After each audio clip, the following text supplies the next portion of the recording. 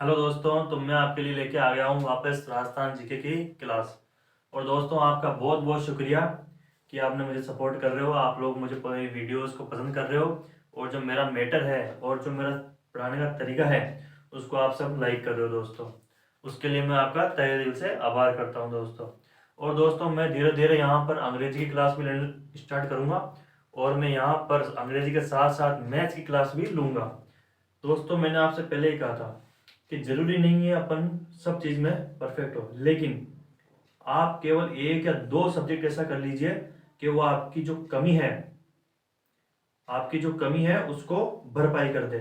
समझ रहे हो आप? जैसे मैंने पढ़ने का तरीका, जो पिछली वीडियो है उनमें बता रखा है मैंने पढ़ने का तरीका, वो आप देखोगे तो आपको समझ में आएगा कि मेरा जो इंटेंशन है वो क्या है और मैं किस सोच पे जाके रुकता हूँ दोस्तों। ठीक है। अभी मैंने आपको पूरा चैप्टर पढ़ाया राजस्थान का एकीकरण 7 चरणों का। आप देखना, मेरी जो प्लेलिस्ट है उसमें जाके देखना, आप वीडियोस में जाके देखना, आपको मिलेगी राजस्थान के एकीकरण की 7 चरणों की वीडियो। जो भी क्वेश्चन आते हैं पिछले या आएंगे या जैसे भी क्वेश्चन बनते हैं वो मैंने बता रखा है। बिल्कुल फालतू बात नहीं करी मैंने, जो मैटर होता है वही बताया है और मैं आगे भी ऐसे ही पढ़ाता रहूँगा। धीरे धीरे मैं क्लास का जो शो अप करने का तरीका है उसमें सुधार जरूर लाऊंगा दोस्तों, ये मैं आपसे वादा करता हूँ।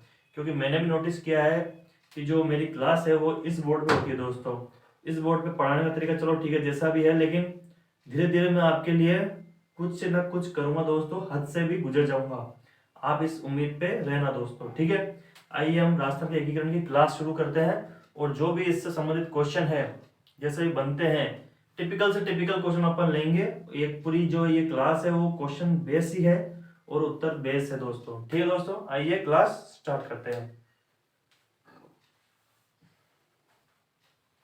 पहला क्वेश्चन है हमारा, राजस्थान के एकीकरण में कितना समय लगा। पहला क्वेश्चन है हमारा कि राजस्थान के एकीकरण में कितना समय लगा। तो मैंने आपको बताया था राजस्थान के एकीकरण में जितना भी समय लगा हो, लेकिन मैंने आपको बताया था याद करने का तरीका। याद करने का तरीका कैसे होता है मैंने आपको, कि पहले होगा 7, 7 लिखा होगा, उसके जो पीछे होगा वो होगा 7 का दुगना और आगे 7 प्लस 1 8, यानी क्या हो गया 8 वर्ष 7 माह 14 दिन। 7 8 14 ये भी नहीं होगा, यानी इसका मतलब वर्ष, इसका माह, इसका दिन। ठीक है, इसका भी नहीं होगा और उसका भी नहीं होगा। कितना समय लगा था? 8 वर्ष 7 माह और 14 दिन। तो इसका राइट आंसर ये हो जाएगा। ठीक है। अब हमारा दूसरा क्वेश्चन है, एकीकरण से पूर्व संघ प्रदेश था, यानी एकीकरण से पूर्व किस, ये जो रियासत है इनमें किसमें संघ शासित प्रदेश था, यानी अंग्रेजों का डायरेक्ट कंट्रोल था। इसका ऑप्शन आपको देना है। अगर आपको क्वेश्चन आंसर आता है तो आप कमेंट बॉक्स में जरूर लिखिएगा। और ऐसा मत सोचिएगा कि क्वेश्चन आपने पढ़ रखे हैं, आपने जरूर पढ़ रखे होंगे तो आपकी रिवीजन हो जाएगा। और उसमें टिपिकल क्वेश्चन भी डालूंगा मैं, तो वो भी आप देखिएगा। उम्मीद है आपको वीडियो जरूर पसंद आएगी। ठीक है दोस्तों, तो एकीकरण से पूर्व संघ शासित प्रदेश कौन सा था? मैंने बताया था आपको, जो था अपना अजमेर और मेरवाड़ा। कौन सा? अजमेर और मेरवाड़ा जो है ये था अपना संघ शासित प्रदेश, यानी इसमें जो डायरेक्ट कंट्रोलर था वो कौन था? अंग्रेज। ठीक है। अब मेन बात आती है, चलो ठीक है, इसमें तो मैंने आपको अजमेर दिख रहा है तो आप टिक कर दोगे। तो अजमेर संबंधित अपन बात कर लेते हैं। अजमेर कौन से चरण में आया था? 7वें चरण में। 7वां चरण कब हुआ था अपना? 1 नवंबर 1956 को। अब क्वेश्चन आता है राजस्थान का एकीकरण कब पूर्ण हुआ? 1 नवंबर 1956 को। ठीक है, आपको ध्यान आ गई ये बात? हाँ, और सिरोही का जो सम्मेलन है, सिरोही का जो एकीकरण है वो कितने चरणों में पूर्ण हुआ?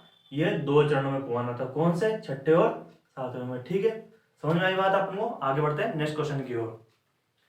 अजमेर हो गया इसका। एकीकरण से पूर्व रियासतों व ठिकानों की संख्या। एकीकरण से पूर्व रियासतों व ठिकानों की संख्या पूछी है। मैंने आपको बताया था एकीकरण से पूर्व कितनी रियासत थी? 19 रियासतें थी। ठिकाने कितने थे? 3 ठिकाने थे। नाम बताइए ठिकानों के। एक तो थी लावा, एक निमराना और एक कौन सी थी? कमेंट में लिखिएगा, ऐसा नहीं आप कमेंट में लिखते नहीं हो यार, कमेंट में जरूर लिखिएगा। कमेंट में लिखने से वो आपको याद भी होती है और आपके दिमाग में भी जाती है। और हाथ का लिखा हुआ मैं बता रहा हूँ, हाथ का जो आपने लिख दिया ना एक बार, वो आपको ज्यादा टाइम तक याद रहता है। ठीक है दोस्तों, तीसरी होगी कुशलगढ़। अब मेन बताते हैं कि ये जो तीनों ठिकाने हैं ये कब कब शामिल हुए थे। देखो पहला जो चरण था वो था अपना मत्स्य संघ, इसमें कौन सा आया था, नीमराणा आ गया था, ठीक है। दूसरे चरण में अपना कौन आ गया था, दूसरे चरण में कौन सा आया था, बचे कौन अपने पास, लावा और कुशलगढ़। दूसरे में आ गया था, कमेंट बॉक्स में जरूर लिखना, मुझे देखना है आपके कमेंट बॉक्स में जो भी है। दूसरे में आया था अपना कुशलगढ़, ठीक है। तीसरे में क्या आया था, तीसरे चरण में कौन सा आया था, गलती कर रहे हो आप, ध्यान रखना तीसरे में कोई सा भी नहीं आया था। तीसरे में जो है अपने जो अपना वो था ना उदयपुर, वो शामिल हुआ था किसमें, द्वितीय चरण में, ठीक है दोस्तों। अब तीसरे में कोई भी नहीं आता, चतुर्थ चरण में है अपना कौन कौन शामिल हुए थे, मैंने ट्रिक बताई थी आपको, जजो बीजे, जयपुर जोधपुर बीकानेर और जैसलमेर। तो चौथे चरण में जो अपने लावा रियासत जो है शामिल हुई थी किसमें, राजस्थान में, ठीक है। जमान पड़ेगी, याद रहेगा। आगे बढ़ते हैं, इसका उत्तर हो जाएगा रियासतों व ठिकानों की संख्या। पहले रियासत है तो 19 और ठिकाने तो 3, ठीक है दोस्तों। अब 25 मार्च 1948 को पूर्व राजस्थान की राजधानी क्या थी, कौन थी पूर्व राजस्थान की राजधानी 25 मार्च 1948। ध्यान रखना, डेट याद रखनी है, नाम याद रखना है, बताओ। अब पूर्व राजस्थान याद करना, मैं याद ला रहा हूं आपको। सबसे पहले आप ये याद करो कि पूर्व राजस्थान कौन सा था, ठीक है। क्वेश्चन दिख रहा है आपको, यहाँ खड़ा हूं मैं, चलो ठीक है यहाँ खड़ा रहता हूँ। पूर्व राजस्थान, अब देखो सबसे पहले कौन सा था, मत्स्य संघ, दूसरा राजस्व संघ, राजस्थान संघ। ध्यान रखना, मैंने जो वीडियो में लिखवाया था स्लैश करके लिखवाया था, पूर्व राजस्थान में लिखवाया था मैंने, ठीक है। तो यानी द्वितीय चरण को हम बोलते हैं पूर्व राजस्थान। अब प्रथम चरण हुआ था 18, द्वितीय चरण 25। याद आ रहा है आपको, मैं पढ़ा रहा हूँ, एक बार आपने वीडियो नहीं देखी है पहली बार तो देखना जरूर, आपको जरूर याद आ जाएगा। यानी जो द्वितीय चरण है उसको बोलते हैं हम पूर्व राजस्थान। उसमें कुशलगढ़ जो चीफ शिप है वो शामिल हुई थी, ठीक है। और 25 मार्च 1948 को हुआ था। क्वेश्चन हमारा कह रहा है कि उस टाइम राजधानी कौन सी थी, तो राजधानी लिखना बूंदी, कोटा, किशनगढ़, डूंगरपुर। इनमें से कौन सी राजधानी थी, बिना देखे बिना सोचे डायरेक्ट कोटा पे टिक करना। आपको आपको गोला भरने को मिलेगा, उस गोले में ऐसे भर देना पेपर से, पेन से जो है गोला भरना। और आप ध्यान रखना, एग्जाम में आप गोले भरते हो तो जरूरी नहीं है कि जो 10 साल तक जिसने पेपर दिए हैं वो सही से भरे, और नया नया से हमेशा गलत करता है, नहीं, सबसे गलती होती है, सभी इंसान है, मशीन नहीं है कि गलती ना हो। गोले आराम से भरिएगा, गोलों की लाइन चेक करिएगा, पहले भरते टाइम लाइन चेक करिएगा। कभी कभार क्या होता है, गोलों में ऊपर 0 आता है और नीचे 9 आता है, और किसी किसी में जो है नीचे 0 आता है ऊपर 9 आता है, इसलिए, ठीक है दोस्तों। आगे बढ़ते हैं हम। एकीकरण के किस चरण में माणिक्यलाल वर्मा को प्रधानमंत्री बनाया गया था, ठीक है। एकीकरण के किस चरण में माणिक्यलाल वर्मा को प्रधानमंत्री बनाया गया था, याद रखना। इससे पहले मैं ट्रिक लिखवा रहा हूं आपको, ट्रिक है मेरी शोभा, ओ शोभा के गले में क्या है, शोभा के गले में फांसी, ना ना, मणि। ये मेरी ट्रिक है जो मैं बहुत पहले से याद करके करता आ रहा हूँ। अब मुझे नहीं पता इस ट्रिक का जन्म कहाँ से हुआ, लेकिन मैं बहुत काफी टाइम पहले से इसको याद कर रहा हूँ, ठीक है दोस्तों। मैं आपको भी यही ट्रिक बताने वाला हूँ। इसमें देखो जो ये शोभा नाम है, नाम अच्छा है वैसे शोभा, आप भी रख सकते हैं किसी का। और ये गला, गला दबाना नहीं है किसी का, भी ध्यान रखना। ऐसा नहीं कि मार साहब बोलिया कि गला, शोभा का गला आल्यो, गला दबा दबा नक्की काम तमाम, ना, ऐसा ना करना है। और मणि, शोभा को दे दो फर्स्ट नंबर, गले को दे दो सेकंड नंबर, इसको दे दो थर्ड नंबर। अगर कोई चोर चोरी करने जाता है, अगर कोई चोर चोरी करने जाता है तो क्या करता है, सबसे पहले शोभा को देखेगा, शोभा को देखेगा, उसके बाद उसके गले को देखेगा, क्योंकि जो भी हार वार है यहीं पहनते हैं, गले को देखेगा। अगर गला सही हुआ, कुछ भी नहीं था उसमें, तो वो आगे बढ़ जाएगा, ठीक है। अगर गले में उसको कुछ दिख गया, सोना चांदी मणि, तो वो तीसरी नजर में किसको देखेगा, वो देखेगा मणि को, ठीक है। यानी फर्स्ट, सेकंड और थर्ड। शोभा के गले में मणि यानी प्रथम चरण, इस फर्स्ट के आगे चरण लिख दो। यह है जो प्रधानमंत्री बनाए गए थे चरण वाइज, उनके नाम। यानी फर्स्ट का हो गया शोभाराम कुमावत, शोभाराम फर्स्ट चरण का। दूसरे का हो गया गोकुल लाल, गले से गोकुल लाल, द्वितीय चरण का। और तीसरे का हो गया कौन, माणिक्य लाल वर्मा हो गया ये तीसरे का। ठीक है, अब मैंने क्वेश्चन में थोड़ा चेंज किया, आपको नजर आवे तो। क्वेश्चन में चेंज क्या किया है, मैंने आपको प्रथम तृतीय चतुर्थरण नहीं दिया, मैंने दिया आपको मत्स्य संघ, राजस्थान संघ, संयुक्त राजस्थान संघ और भरत राजस्थान। इसलिए मैं फिर कह रहा हूँ, आपको नाम पता होना चाहिए कि कौन से चरण का क्या नाम था, तभी आप क्वेश्चन सोल्व कर पाओगे। जय हिंद।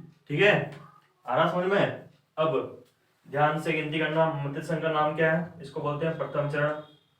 मणिक्य लाल वर्मा को किस चरण का बनाया गया था, तृतीय चरण का। अब राजस्थान संघ किस चरण का नाम है, द्वितीय चरण का है सर, कोई दिक्कत नहीं है। संयुक्त राजस्थान संघ किसका नाम है, बताओ बताओ। ये है अपने तृतीय चरण का, और ये है अपने फोर्थ चरण का। ठीक है, लिख दिया मैंने नाम। तो नाम लिखने के हिसाब से इसका उत्तर क्या होगा, ये संयुक्त, सी होगा उसका उत्तर, संयुक्त राजस्थान संघ।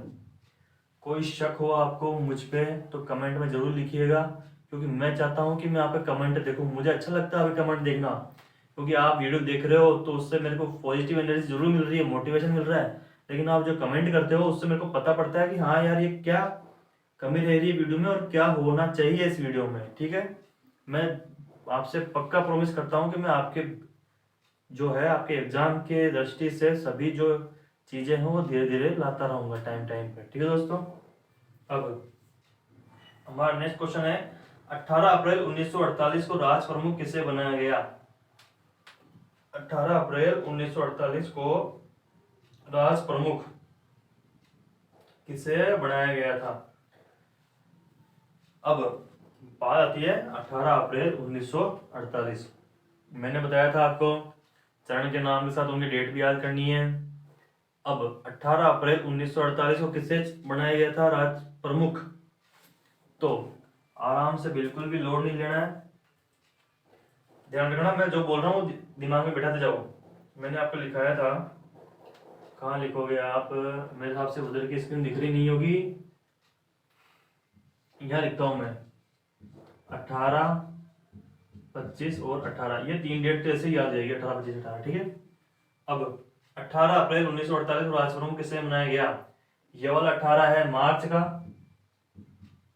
ये वाला 25 है मार्च का, और ये है अप्रैल का। अप्रैल यानी तीसरा चरण। ठीक है, ये प्रथम चरण, ये दूसरा चरण और ये तीसरा चरण। तो ये कौन सा चरण हो गया, तीसरा चरण, यानी यहाँ लिख दो तीसरा चरण। राज प्रमुख किससे बनाया गया, प्रथम चरण में कौन बना था, उदयभान सिंह। द्वितीय चरण में कोटा का महाराजा भीम सिंह। तीसरे चरण में कौन बना था, ये महाराजा भूपाल सिंह। कहाँ का राजा था ये, महाराणा थे उदयपुर के, मेवाड़ के। ठीक है, समझ रहे हो बात को, अरे समझ रहे हो ना बात को। देखो मैंने आपके लिए इसको रंगीन भी कर दिया है रंगीन कर दिया एकदम बढ़िया, भोपाल सिंह। तो अब हम इसके नेक्स्ट के क्वेश्चन करते हैं जरूर।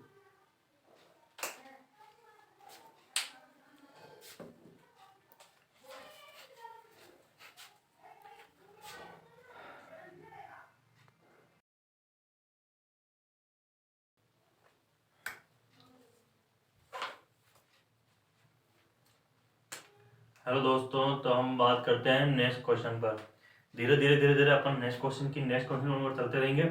एग्जाम में आता है कितना, एग्जाम में वही क्वेश्चन आएगा जिसमें आप कंफ्यूज होते हो या फिर जिसमें आप 100% श्योर होते हो।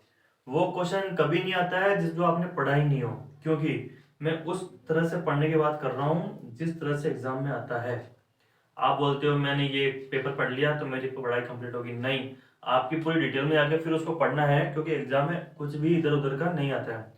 और अगर आ जाता है ना, अगर आ जाता है तो उस क्वेश्चन के ऊपर अपन को बिल्कुल भी टाइम वेस्ट नहीं करना है, क्योंकि मेरी बात सुनो, अगर आप तुक्का मारते हो ABCD करके या फिर ABCD दाएं बाएं ऊपर नीचे करके आप तुक्का मारते हो, तो नुकसान किसको है? आपको ही है, क्योंकि नेगेटिव मार्किंग होती है 1/2 या 1/3। ये कोई SSC नहीं है सॉरी, जिसमें 1/4 नेगेटिव मार्किंग आ जाए। ठीक है, SSC की बात करी मैंने, तो मैंने SSC में एक सर को देखा है, लगता है मुझे याद ही करने लग गई थी कि वो सर, मैंने SSC की मैं SSC भी पढ़ा सकता हूँ, ऐसी कोई इश्यू नहीं है मेरे। उसमें मैंने देखा है कि एक सर है जो ऐसा बोलता है 40,000 5,000 लाइक ठोको, 40,000 40,000 40,000 लाइक ठोको, ये ठोको वो ठोको। तो दोस्तों ऐसा नहीं होना चाहिए टीचर कभी भी, क्योंकि फिर थोड़े दिन बाद मैंने वापस देखा उसको, तो वो क्या बोलता है स्टूडेंट से कि स्टूडेंट प्लीज प्लीज मुझे पेटीएम करो, फोन पे करो, मेरी हेल्प करो। रो के, वो भी रो के बोलता है मेरी हेल्प करो दोस्तों, मैंने लोन लिया था और मेरा लोन वापस चुकता नहीं हो रहा है, ऐसे करो ये करो, रोने लग गया था। और फिर मैंने उसके कमेंट में देखे तो वास्तव में बच्चे उसको फोन पे पेटीएम कर रहे थे। अब दोस्तों एक बात बताओ, आपको क्या पता हो किस चीज के लिए उसने लोन लिया होगा या किस चीज के लिए वो आपसे पैसे ले रहा था, और लोन लेने की जरूरत ही कहाँ पड़ गई? आपके पैसों से वो भाई साहब इतना बड़ा बंगला खड़ा कर रहा है या फिर कोई कार लेके आ रहा है, केवल और केवल आपके पैसों से। आपने भेज भी दिया, आपसे पहले क्वेश्चन करने चाहिए थे उनसे, फिर आप उन्होंने रोकी वीडियो डाली, चलो ठीक है उनके फॉलोवर अच्छे थे, उन्होंने रोकी वीडियो डाली और आपने पैसे ही भेज दिए। ये कोई बात नहीं होती। आपको, आप अपने पैसे दे रहे हो तो आपको उसका पता होना चाहिए आपके पैसे जा कहाँ रहे हैं, आखिर किस काम के लिए उपयोग में आ रहे हैं, क्या वास्तव में उन्हें जरूरत है, और उन्होंने क्या सोचकर लोन लिया था, और क्या सोचकर उन्होंने इतना बड़ा बंगला खड़ा किया था। ठीक है दोस्तों, उसके बाद उनकी वीडियो आती है एकदम मस्त होके, नो टेंशन बेखौफ होके।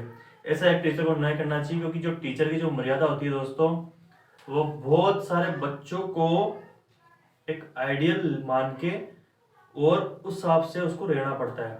ऐसे नहीं आप वीडियो पे आए रो दो के बच्चे कर दो बच्चे कर दो, बच्चे इमोशनल ज़्यादा होते हैं तो उनको बेला फुसला आराम से जा सकता है, ऐसा नहीं होना चाहिए। लेकिन खैर कोई बात नहीं, ज़रूरी नहीं है, क्या पता उन्हें ज़रूरत भी हो सको, क्या पता उन्हें ज़रूरत भी हो, लेकिन ज़रूरत है तो फिर लोन लेने की ज़रूरत कहाँ है यार दोस्तों, लोन लेने की जरूरत बिल्कुल ज़रूरत नहीं है। यदि आपके पास नहीं है तो जो नहीं है ना वो खुद कमाओ, और नहीं कमा सकते हो तो जो है उसमें संतुष्टि कर लो, सबसे बेटर यही है।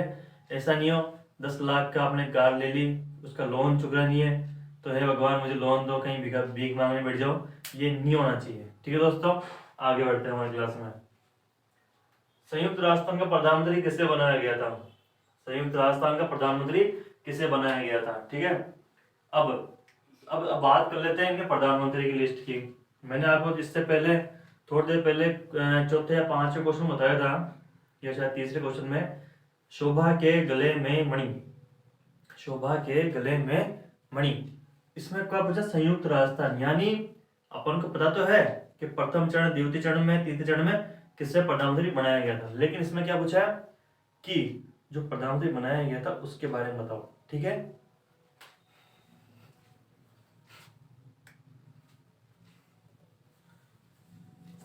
ठीक है दोस्तों, हाँ मैं वापस आ गया हूँ। प्यास मुझे भी लगती है, गला मेरा भी सूखता है, लेकिन मेरे यहाँ पे कोई माउंटेन ड्यू नहीं है, मेरे पास एक मेरी बोतल में नॉर्मल गुनगुना पानी रखा हुआ है, मैं वही पीता हूँ। ठीक है दोस्तों, हाँ तो मैं बात करता हूँ संयुक्त राष्ट्र का प्रधानमंत्री किससे बनाया गया था? वल्लभ भाई पटेल, हीरालाल शास्त्री, गाडगिल या जवाहरलाल नेहरू। अब संयुक्त राष्ट्र का प्रधानमंत्री किसे बनाया गया था? ये जो ऑप्शन है ना ये थोड़े गलत है, ऑप्शन है ये नहीं होने चाहिए। अच्छा क्वेश्चन ही मैंने ऐसे लिखा है, इसको करो उद्घाटन, प्रधानमंत्री नहीं आएगा, इसको करो उद्घाटन, इसको करो उद्घाटन। गलती मुझसे भी होती है, मैं भी कोई मशीन नहीं हूँ, और इतना सब कुछ मुझे लिखना पड़ता है, कोई और नहीं है। मैं ही बनाता हूँ वीडियो, मैं ही एडिट करता हूँ, सब कुछ अपना है, किसी भी दूसरे का नहीं दोस्तों। तो गलतियाँ सबसे होती है, लेकिन गलतियों को नजरअंदाज नहीं करना चाहिए, उन्हें सुधारना चाहिए, तभी आप एक प्रॉपर जो है कर सकते हो चीज को मेंटेन। संयुक्त राज्य संघ का उद्घाटन किसने किया था? अब देखो, मत्स्य संघ, पहला चरण कौन सा हो गया? मत्स्य संघ। दूसरा संघ राजस्थान संघ, राजस्थान या फिर पूर्व राजस्थान संघ। तीसरा चरण कौन सा हुआ अपना, यही हुआ संयुक्त राजस्थान। ठीक है, मैं लिख रहा हूं, एक बार ध्यान रखना बात को। इन दोनों का किया था किसने, गाडगिल ने, गाडगिल ने। इसका भी किसने किया था, गाडगिल ने। इसका क्या था, जवाहरलाल, जवाहरलाल, ओ मेरे लाल जवाहरलाल। ठीक है, अब एक और चीज मेरे दिमाग में आई, हाँ इसमें कौन शामिल हुआ था, उदयपुर, उदयपुर किसमें शामिल हुआ था, प्लस सेकंड, यानी द्वितीय चरण में उदयपुर शामिल हुआ था। ठीक है, तब बना संयुक्त राजस्थान। इसका उत्तर होगा वल्लभ भाई पटेल। वल्लभ भाई पटेल ने, मैंने पढ़ाया था आपको, किस चरण का उद्घाटन किया था, उद्घाटन चतुर्थ चरण का। हीरालाल शास्त्री, गाडगिल प्रथम और द्वितीय। इसका उत्तर होगा जवाहरलाल नेहरू। कौन, जवाहरलाल नेहरू। कौन सा लाल, जवाहरलाल। इन्होंने जो है तृतीय चरण का उद्घाटन किया था, यानी संयुक्त राजस्थान संघ का उद्घाटन किया था। हमारा नेक्स्ट क्वेश्चन है, माउंट आबू का विलय कब हुआ। माउंट आबू का विलय कब हुआ।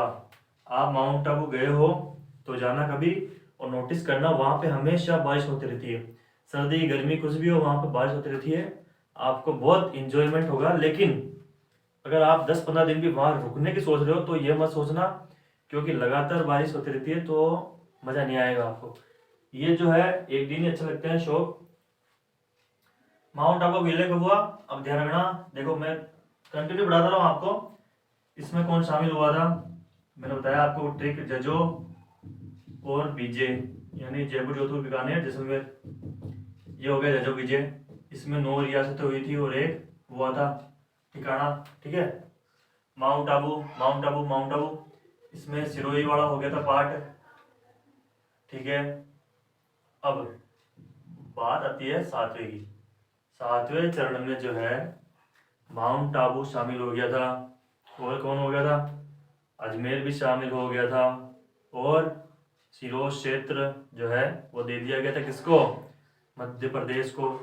और सुनील टप्पा गांव ले लिया गया था किसमें, राजस्थान में। तो इसका उत्तर हो जाएगा 7वां चरण। ठीक है, राजस्थान का मूल अस्तित्व कब माना जाता है।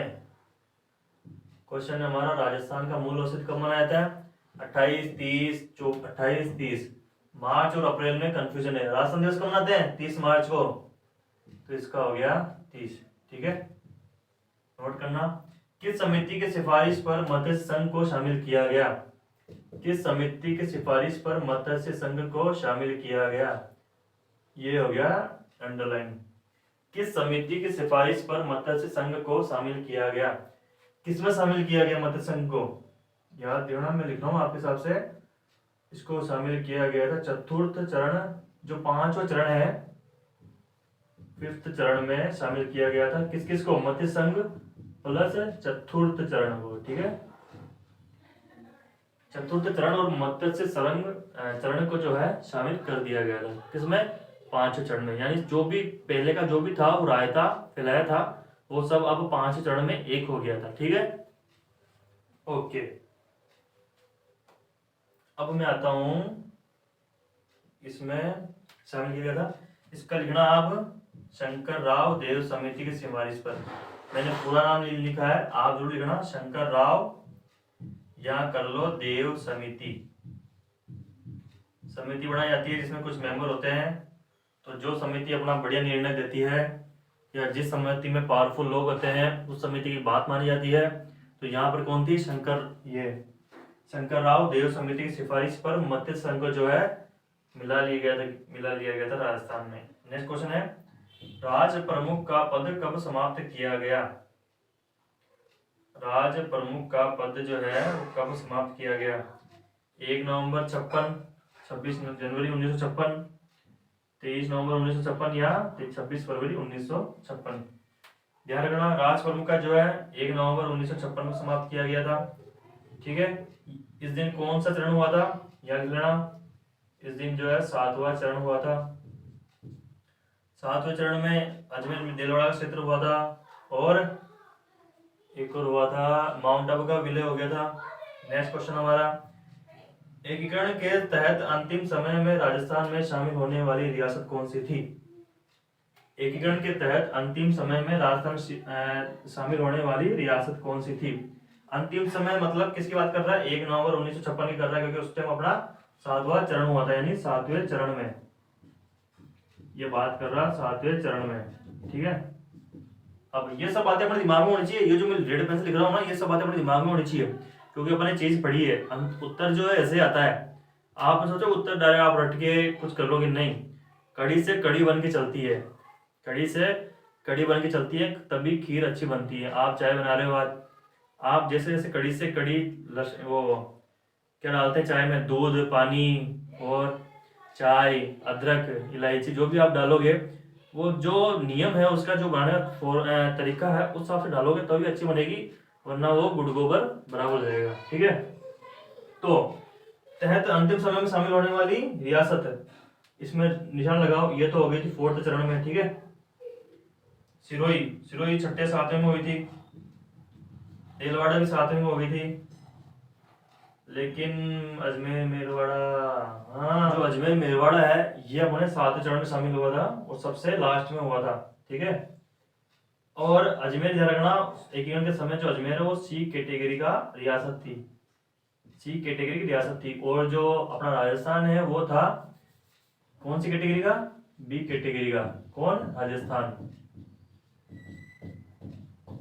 राजस्थान, राजस्थान अपने कौन सी कैटेगरी का राज्य था? बी कैटेगरी का राज्य था। ठीक है दोस्तों, बढ़ते हैं हमारे नेक्स्ट क्वेश्चन की ओर। हाँ, तो मैं आ गया हूँ अपने नेक्स्ट क्वेश्चन की ओर। उससे पहले मैं एक बात बताना चाहूँगा आप लोगों को, ध्यान से सुनिए, गौर से सुनियो। ये जब आप लोग एग्जाम देके आते हो ना, जब आप लोग एग्जाम देके आते हो ना, उसके बाद में जस्ट आके उनके आंसर मत देखा करो। एग्जाम देने के बाद में जो आप आंसर देखते हो ना, वो मत देखा करो। ये मैं कहना चाह रहा हूँ, इसका रीज़न है। रीज़न ये है, एग्जाम देके आए, दिमाग में 10 चीज़ें भर रखी है, 10 चीज़ें भर रखी है दिमाग में। आते ही अगर आपने उसके आंसर देख लिए ना, सही हो गए तो अच्छी बात है, अगर नहीं हुए ना सही, तो टेंशन जो दिमाग में रहेगी, क्या रहेगी? वो टेंशन दिमाग में रहेगी। घर पे आओ, खाना वाना खाओ, थोड़ा हंसो, स्माइल करो, कोई कॉमेडी वीडियो देखो, थोड़ा सो जाओ। उसके बाद में जब तुम्हें लगे, उसके बाद में तुम्हें लगे कि भाई अब थोड़ा मूड फ्रेश हुआ है मेरा, तब जाके तुम उसकी आंसर की देखो। लेकिन आजकल तो ये चल रहा है ट्रेंड, एग्जाम दे के सर वगैरह कोचिंग वगैरह के आते हैं, ये बच्चों लाइव लाइव से चलता है, लाइव से चलता है कि सर ये आज ये क्वेश्चन आया था, ये क्वेश्चन आया था, सर भी उसके आंसर लिखाते रहते हैं। जिसके सही गया उसका तो ठीक है, जिसका सही गया उसके तो ठीक है, लेकिन जिसका नहीं गया ना उसकी 12 बज जाती है। जिसका सही नहीं गया उसकी 12 बज जाती है।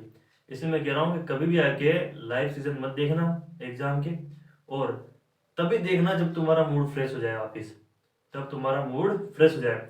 मैं एक बार और कह रहा हूँ कि कोई भी एग्जाम तुम्हारा फ्यूचर डिसाइड नहीं करता है, कोई भी एग्जाम तुम्हारा फ्यूचर डिसाइड नहीं करता है। ठीक है दोस्तों, हाँ। किसने कहा था एकीकरण के समय कि मैं अपने डेथ वारंट पर साइन कर रहा हूँ, मैं अपने डेथ वारंट पर हस्ताक्षर कर रहा हूँ, यानी मैं मर रहा हूँ, मतलब मेरा जो मरने का प्रमाण पत्र है उस पर मैं साइन कर रहा हूँ। यानी एकीकरण के समय क्या हो सकता है, कोई राजा था, उससे साइन करवाए थे कि भाई आप साइन करो इस पे, किस पे? कि भाई मैं अपने राज्य जो है, रियासत जो है, वो राजस्थान में सम्मिलित होने की परमिशन देता हूँ।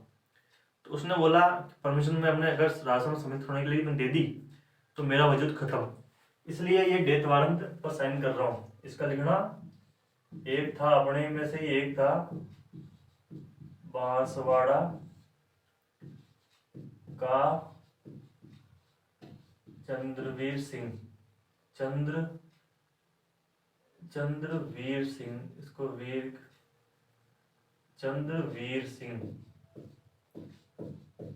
चंद्रवीर सिंह। ठीक है, ये था जिसने ऐसा बोला था कि भाई मैं अपने डेथ वारंट पर साइन कर रहा हूँ। वृहत्तर राजस्थान का उद्घाटन किसके द्वारा किया गया? ठीक है, वृहत्तर राजस्थान, सबसे पहला संघ कौन सा है? मत्स्य संघ। दूसरा संघ कौन सा है? राजस्थान या पूर्व राजस्थान। तीसरा संघ कौन सा है? संयुक्त राजस्थान। चौथा संघ कौन सा है? वृहत्तर राजस्थान। यानी ये कौन सा हो गया? फोर्थ। अब फोर्थ जो चरण है उसमें कौन कौन से रियासत शामिल हुई थी? जज्जू बीजे, जयपुर, जोधपुर, जैसलमेर और बीकानेर। ठीक है। और उसका उद्घाटन किसने किया था? उसका उद्घाटन किया था वल्लभ भाई पटेल, कारगिल, जवाहरलाल नेहरू और हीरालाल शास्त्री। इसने किया था पहले का और दूसरे का, इसने किया था तीसरे का, तो चौथे का किसने किया? वल्लभ भाई पटेल। वल्लभ भाई पटेल कौन थे? राजस्थान के एकीकरण में महत्वपूर्ण भूमिका निभाने वाले व्यक्ति जो थे वो वल्लभ भाई पटेल थे। वल्लभ भाई पटेल ऐसे आदमी थे ना, कुछ कुछ राजाओं ने नाटक किए थे, इनके दिमाग खतरनाक चलता था और इन्होंने डायरेक्ट बोला पिस्तौल रख के कि या तो तू मेरे साथ चल ले और या फिर भगवान के पास चल ले। तो और कोई ऑप्शन नहीं था राजाओं के पास, इसलिए मोस्टली इन्होंने जो है अपनी पावर दिखा दिखा के लोगों को राजस्थान में मिलने के लिए मजबूर कर दिया। वरना राजस्थान का विलेज जो बहुत सारे राजा ऐसे सॉरी बहुत सारे राजा ऐसे थे जो राजस्थान में मिलना ही नहीं चाह रहे थे, जो पाकिस्तान में जाना चाह रहे थे, कोई इधर मिलना चाह रहा था, कोई ऊपर जाना चाह रहा था। इनकी दयालुता, इनकी दिमागदारी, इनकी बुद्धिमत्ता से वो राजस्थान में शामिल हुए। किस रियासत ने भारत में विलय हेतु विलय पत्र पर सर्वप्रथम हस्ताक्षर किए? यानी किसने सम्मति दी? एकीकरण हो गया, एकीकरण हो गया। फिर किसने सम्मति दी कि भाई मैं भारत में विलय होना चाहता हूं? किसने हाथ खड़ा कर दिया? किसने किया था सबसे पहले? इसका उत्तर लिखो, करौली, जयपुर, नसराबाद, बीकानेर। इसका उत्तर है बीकानेर। ठीक है। नसराबाद में क्या हुआ था? अपने 1857 की क्रांति हुई थी। ठीक है। कब हुई थी? 28 मई 1857। भारत में कब हुई थी? 10 मई 1857। ठीक है। राजस्थान के एकीकरण का प्रमुख श्रेय किसे दिया जा सकता है? जवाहरलाल नेहरू, सवाई मानसिंह, वल्लभ भाई पटेल, लॉर्ड माउंटबेटन। इसका लिखना वल्लभ भाई पटेल को। राजस्थान का जो एकीकरण है वो वल्लभ भाई पटेल की वजह से ही संभव हो पाया था। ये बात आप गांठ बांध लेना दिमाग में, क्योंकि बहुत काम आएगी। जो भी एकीकरण के क्वेश्चन थे वो अपने पूरे हो चुके हैं, और भी अपन नेक्स्ट क्लास लाएंगे इस पे। ऐसा नहीं है कि टॉपिक यहीं खत्म हो गया ना। जैसे जैसे मैं आगे बढ़ता जाऊंगा आपका रिस्पॉन्स मिलेगा, उस हिसाब से मैं नई नई क्लास को जो है और बेहतर तरीके से बनाने की कोशिश करूंगा। और मैंने अभी थोड़ी देर पहले बात कही थी, कोई भी एग्जाम आपका फ्यूचर डिसाइड नहीं करता है। अभी थोड़े दिन पहले आरएस का रिजल्ट आया था, उसमें मेरा एक दोस्त था जो आरएस की तो कोचिंग कर रहा था जयपुर से, कोई फेमस कोचिंग है वहाँ पर। जो मैंने उससे पूछा कि भाई तू कोचिंग कर रहा है तो क्या क्या सिस्टम है वहाँ का, तो मुझे सिस्टम में एक ही चीज़ खामी लगी कि यार उसकी फ़ीस बहुत ज़्यादा थी। उसकी फ़ीस जो है वो बहुत ज़्यादा थी। आप जानते हो जयपुर में कौन सी, मुझे आइडिया नहीं है, उसकी फ़ीस बहुत ज़्यादा थी। मैंने उसको बोला भाई इतनी फ़ीस क्यों लगा रहा है तू, तो ये तुझे मतलब यूट्यूब पर भी जो मैटर है वही मिलता है। उसने बोला फीस तो आराम से आरएस की, एक बार आरएस बन जाऊँ फिर फीस तो आराम से निकल जाएगी, फीस तो आराम से वापस आ जाएगी। तो 2 साल हो गए, अभी भी उसका रिजल्ट था, प्री क्वालिफाई नहीं हुआ। फिर देखते हैं कब जो फीस है वो निकलेगी। आप भी देखना, मैं भी देखूंगा। अगर निकलेगी तो मैं ज़रूर आपको बताऊंगा। ठीक है। अपना फोकस हमेशा एक चीज़ पर रखना चाहिए, एक चीज़ पे फोकस है, आप उसी की तैयारी करो, अच्छे होगा पेपर। मेरा फोकस भी एक ही जगह है। ठीक है दोस्तों, जय हिंद, जय भारत।